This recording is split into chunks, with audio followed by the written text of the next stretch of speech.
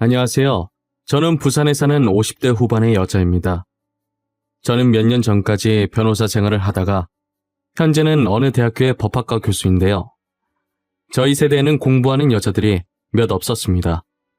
특히 공부를 하더라도 대학까지 가는 여자들은 극소수였어요. 그런 제가 대학을 나와 변호사까지 됐다는 건 마을에 크게 잔치를 열어야 할 일이었죠. 하지만 저는 부모님 몰래 숨어서 공부를 하느라 잔치를 열 수 없었어요. 그런 상황에도 이렇게 멋있는 직업을 가질 수 있게 만들어준 건 다 언니 덕분인데요. 저희 집은 할아버지 유산으로 땅 하나를 가지고 있는 게 있어서 가난하진 않았어요. 그 땅으로 농사를 지었고 농작물을 팔아 번 돈으로 생활했었거든요. 저희 아버지는 엄청나게 가부장적인 사람이셨어요. 남자는 하늘이고 여자는 땅이라는 말을 입에 달고 계실 정도였으니까요. 집안 여자가 입만 열어도 어디서 여자가 남자 말하는데 토를 다냐고 하시던 분이셨어요. 지금 시대에 저런 발언을 하게 된다면 아마도 저 말한 사람이 욕을 2배로 먹겠지만요. 그 당시에는 저희 집안뿐만 아니라 다른 집안에서도 남자들만 공부시키고 여자들은 책 근처에도 못 가게 하고 집안일을 시키거나 일찍이 돈 벌어오라고 하는 경우가 흔했어요. 그래서 오빠만 학교를 다녔었고 저는 집에서 엄마와 같이 집안일을 했고 언니는 장녀라 밖에서 돈 될 만한 잡일을 했었어요. 오빠가 등교하는 모습을 볼 때면 저와 언니는 항상 이런 점에 불만이 많았었어요. 첫째인 언니와 6살 차이가 났고 둘째인 오빠와는 2살 차이가 났었어요. 저는 오빠보다는 언니한테 의지를 많이 하는 편이었어요. 아무래도 나이차가 많이 나서 어른스럽기도 하고 같은 여자니까 그랬던 것 같기도 해요. 언니는 일 마치고 오면 알게 모르게 제 집안일도 대신해주곤 했었어요.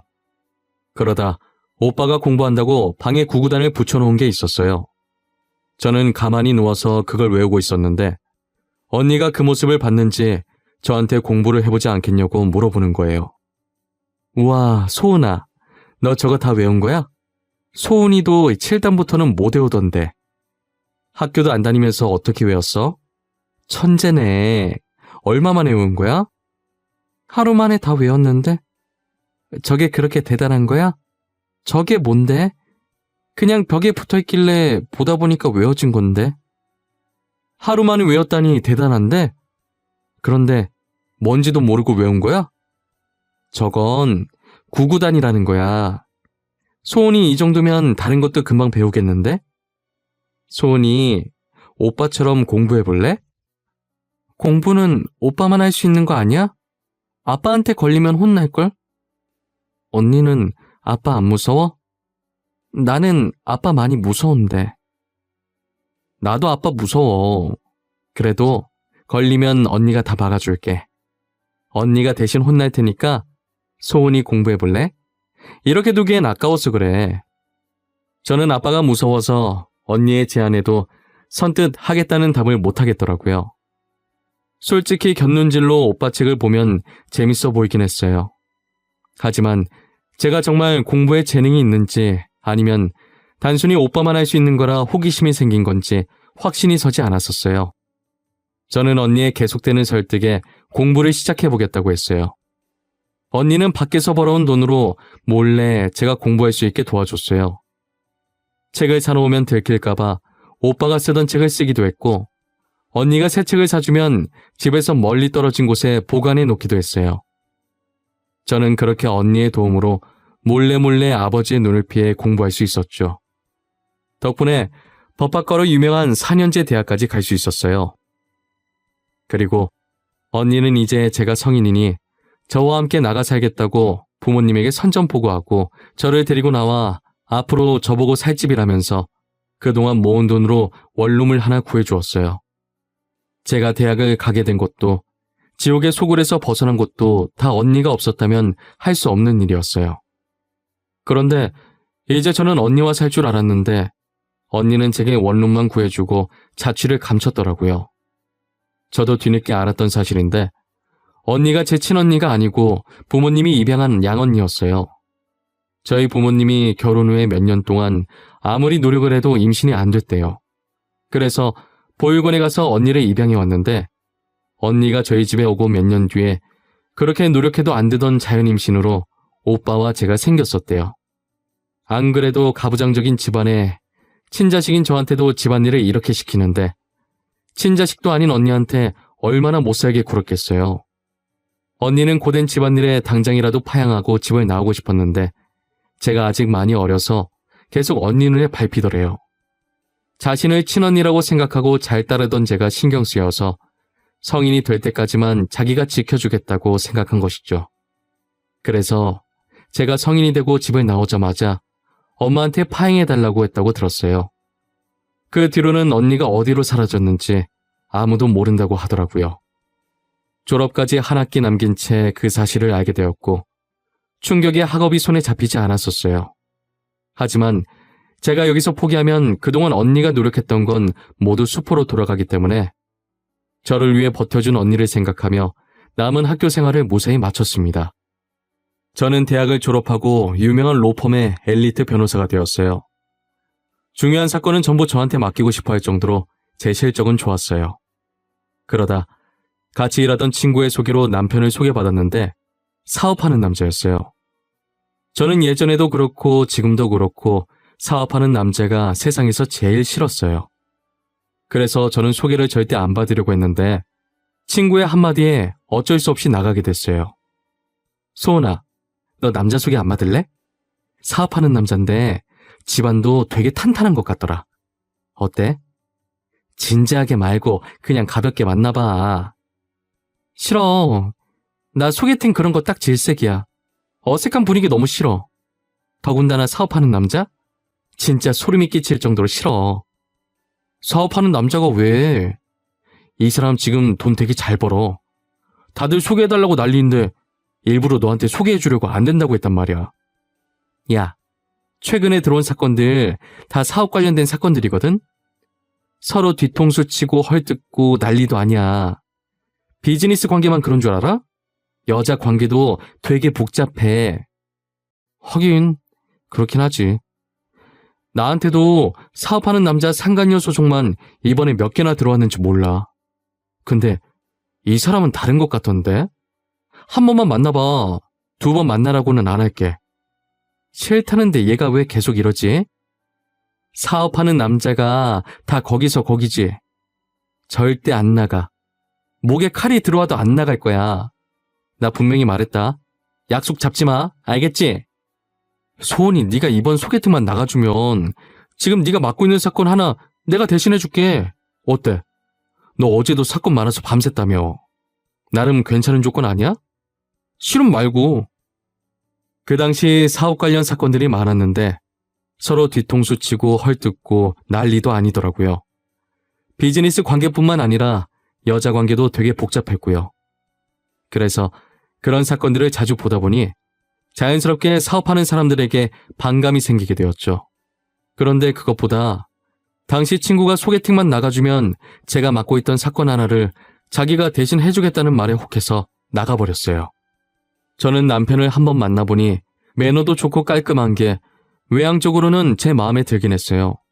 하지만 전 남편도 똑같은 사람이라고 생각하고 만날 때마다 늘 의심하고 경계를 풀지 않았어요. 그런데 변함없이 제게 사랑한다고 표현해주고 항상 저부터 생각하고 잘해주길래 저도 어쩔 수 없는 여자였는지 남편에게 점점 마음을 열어주기 시작하더라고요. 저희는 1년 반 정도 연애하고 결혼을 하게 되었어요. 2년 정도는 평범한 부부들처럼 싸우기도 많이 싸우고 그러다 언제 싸웠냐는 듯 화해하고 둘이서 놀러도 많이 가고 저와 남편 반반 닮은 귀여운 딸도 낳고 행복했어요. 남들과 다를 줄 알았던 남편도 결국 그 사람들과 똑같았고 저의 행복은 오래가지 않았어요. 회사가 잘 될수록 점점 콧대만 높아져 사고를 치기 시작하더라고요. 변호사 부인을 두고도 어떻게 바람을 필 수 있는지 이해가 되질 않더라고요. 남편이 외도를 3번 정도 걸렸는데 걸리는 족족 상간녀 소송을 했었어요. 저는 아이 때문에 이혼만큼은 참으려고 했으나 결국 3번째 때는 남편에게 이혼 소송을 했죠. 저희는 이혼을 하고 저와 남편 사이에 있던 딸은 제가 키우기로 했습니다. 저는 이혼 후에도 변호사 생활을 하다가 몇 년 전에 법학과 교수로 전향을 했어요. 아버지 없이 홀어머니 밑에서 자랄 딸이 너무 걱정되었지만 제 걱정이 무색하게 딸은 성인이 될 때까지 반항 한번 한 적 없이 착하게 잘 자라주었어요. 혹시나 제가 걱정할까봐 알아서 척척하던 배려심 깊은 아이였죠. 그런 딸이 언제 이렇게 컸는지 결혼하고 싶은 남자가 있다고 제게 소개시켜주겠다고 하더라고요. 언제 벌써 결혼할 때가 된 건지 아직은 딸을 제 옆에 끼고 있고 싶다는 생각에 이때까지 지나온 시간들이 너무 야속했어요. 그런데 딸은 엄마 인생을 담는다는 말이 맞는 건지 하필 사업하는 남자를 데리고 왔더라고요. 저는 사업한다는 소리를 듣자마자 딸의 결혼을 필사적으로 반대했어요. 엄마, 내가 말했던 사람이야. 나보다 나이는 좀 많은데 되게 아빠 같은 느낌으로 나를 잘 챙겨줘. 내가 힘들 때 많이 의지했던 사람이야. 안 그래도 우리 딸한테 얘기 많이 들었어요. 어찌나 착하다고 칭찬을 하던지. 이건 그냥 형식적으로 물어보는 말인데 혹시 무슨 일 하는지 알 수 있을까요? 말씀 편하게 하세요, 어머님. 저는 거창한 일을 하는 건 아니고 저희 어머니 따라 조그만 사업 하나 하고 있어요. 지금 뭘 한다고요? 사업한다고 하셨어요? 소윤아, 이건 아니다. 나는 이 결혼 절대 허락 못한다. 죄송하지만 이만 돌아가 주시겠어요? 이 결혼은 아닌 것 같네요. 엄마, 왜 그래? 아직도 아빠 때문에 그래? 20년도 더 된 일이잖아. 나도 엄마한테 들어서 알아. 그래서 사업하는 사람 싫어하는 것도 알고. 하지만 오빠는 달라. 나도 한땐 너처럼 너네 아빠는 딴 사람들과 다르다고 생각하고 결혼했어. 하지만 끝은 결국 이렇게 됐잖아. 더 말할 것도 없어. 이 결혼은 안 돼. 저는 절대 사업하는 남자에게 딸을 맡길 수가 없었어요. 제게는 너무나 소중한 딸이기에 저 같은 인생을 물려주기 싫었거든요. 딸은 단 한 번도 제 말을 안 들은 적이 없었는데 이번엔 본인의 뜻을 굽히지 않더라고요. 방에만 틀어박혀서 나올 생각을 하지 않았어요. 저를 보려고 하지도 않고 제가 차려준 밥을 먹으려 하지도 않아서 저는 저러다 딸한테 큰일이 나는 게 아닌가 하는 걱정만 늘어갔어요. 결국 자식 이기는 부모 없다고 제가 딸한테 두 손 두 발 다 들고 말았어요. 딸의 방문을 두드리며 일단 상견례 날짜 잡아보자고 하니 그제서야 딸이 웃으면서 방에서 나오더라고요. 며칠 못 먹었다고 그새 볼이 홀쭉하게 들어간 게 보기 안쓰러웠어요. 방에서 나오자마자 밥부터 먹이고 상견례 날짜 잡아오라고 천천히 얘기를 꺼냈어요. 딸은 상견례 날짜를 잡아왔고 하필 당일날 학교에 급하게 일이 생겨서 상견례 장소에 부랴부랴 달려가기 시작했어요. 저는 거의 다 와갔을 때 시간을 봤는데 시간이 아직 남았길래 잠시 서서 숨을 돌리고 있었어요. 이 나이에 뛰려고 하니 심장이 터질 것 같이 뛰더라고요.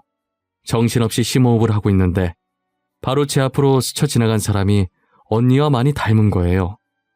저는 놓칠세라 급하게 뒤쫓아갔는데 언니 닮은 사람이 제가 가야 하는 곳과 같은 장소로 들어가더라고요. 그 사람이 들어가자마자 저도 곧이어 바로 들어갔죠. 딸은 그런 저를 보면서 어떻게 둘이 같이 들어오냐고 물어보더라고요. 어떻게 두 분이 같이 들어오세요? 오다가 만나셨어요? 두 분 만나신 적 없을 텐데 어떻게 사돈인 걸 딱 알아보셨지? 사돈이라고? 이분이 안사돈 되실 분이야? 내가 아는 사람이랑 닮은 것 같아서 뒤쫓아왔는데 여기로 들어가시더라고. 딸과 제가 대화하는 소리에 언니를 닮은 사람이 뒤돌아서 저를 쳐다보더라고요. 가까이서 보니 눈 밑에 있던 점이 언니라는 걸 확인시켜줬어요. 언니도 저를 보고 알아본 것인지 많이 놀란 표정이더라고요. 너 소은이 맞아? 진짜 우리 소은이야? 어떻게 여기서 이렇게 만나? 내가 그러고 가서 미안하기도 했고 그동안 어떻게 컸을까 너 생각 엄청 많이 했어. 언니, 이거 꿈 아니지? 나 혼자 놔두고 어디 간 거야? 내가 얼마나 찾았는데. 대학 졸업할 때까지 매일 돈만 보내주고 연락은 한 번 없고 진짜 너무했어. 언니가 미안해. 그래도 이렇게 훌륭하게 잘 컸네. 변호사 하다가 지금 교수라면서. 장하다 장해. 혼자서 딸도 어쩜 저렇게 참하게 잘 키웠니. 너도 이제 많이 늙었다 얘. 언니가 할 말은 아니지. 언니는 나보다 더 쭈글쭈글하구만. 아니 어떻게 우리가 사돈으로 만나. 무슨 인연이 이래. 알고 보니 예비 사위의 엄마, 그러니까 제 예비 안사돈이 저희 언니더라고요. 저와 언니가 눈물의 상봉을 하고 있으니 상견례 분위기는 당황스러움이 가득했어요. 상황 설명을 들은 후 다들 어떻게 이렇게 다시 만나냐며 신기했어요. 언니는 이미 파양한 상태라 원래 저랑 피가 섞인 게 아니었으니 다행히 딸과 사이가 결혼을 한다고 해도 법적으로 아무 문제가 될 게 없더라고요. 하지만 여전히 예비 사이가 사업하는 게 제 마음에 걸렸어요. 언니의 아들이라는 걸 알고 나니 예비 사이가 허튼 짓을 할까봐 걱정되는 게 아니라 이게 안정적으로 유지가 잘 되어야 하는데 혹시나 휘청이면 어떡하냐는 걱정이었어요. 그런데 다 쓸데없는 걱정이었나 봐요. 나는 언니 아들이라 다른 건 걱정이 전혀 안 되는데 사업한다는 게 걱정되네. 사업이라는 게 쉬운 게 아니잖아. 계속 잘 될 때만 있는 것도 아니고 말이야. 어머니께서 어떤 걱정하시는지 잘 알아요. 하신 말씀도 다 맞고요. 저 소윤이 절대 굶길 일 절대 없어요. 그만큼 제 사업 자신 있다는 말이고요. 우리 아들 이래봬도 사업한 지 오래됐어. 20살 때부터 내가 운영하던 회사 물려받았는걸. 그런데 아직까지 이렇게 잘 지키고 있잖아. 너무 걱정하지 마. 이제 자기 나름 노하우도 생긴 앤데. 그래, 그렇다면 다행이고. 그냥 내 기우라고 생각해줘. 내가 워낙 쓸데없는 걱정을 많이 하는 편이라 그래. 걱정하지 마세요. 저희 회사 휘청에도 저 도와주실 분 많아요. 제가 그동안 여기저기 베푼 게 많거든요. 지금 저한테 은혜 갚겠다고 줄 서신 분만 해도 한 트럭이에요. 그래도 예비 사이가 인맥 관리를 잘해서 회사에 투자하려고 하는 투자자들이 많아서 다행이었어요. 그리고 얘기하다 보니 알게 된 것인데 사위가 하는 사업이 자선 사업이더라고요. 좋은 일 하는 것이었는데 제가 사업이라는 소리에 눈이 돌아버려서 제대로 들으려고 하지도 않고 무작정 반대부터 하고 본 것이었어요. 정말 민망해서 예비사위 볼 낯짝이 없더라고요.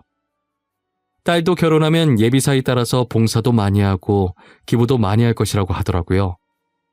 저도 봉사할 때 같이 가겠다고 불러달라고 했어요. 지금 저희 딸과 예비사위는 결혼 준비하느라 눈코 뜰 새 없이 바쁘게 지내고 있는 것 같더라고요. 아직 결혼까지 1년 정도 남았는데 뭐가 그렇게 급한지. 둘을 보고 있으면 하는 짓이 똑같은 게 웃겨서 웃음만 납니다.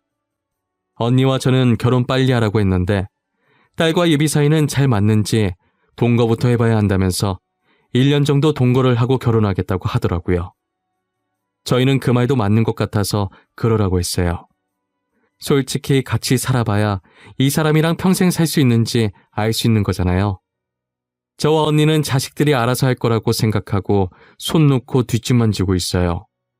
그리고 종종 자주 만나서 이런저런 그가 못 나눈 이야기들을 나누면서 행복한 시간들을 보내고 있고요. 언니도 저처럼 이혼해서 아들을 혼자 키웠더라고요. 그렇게 떠나고 평범한 남편 만나 결혼하고 언니가 사업을 시작했었는데 그게 대박이 났나 봐요.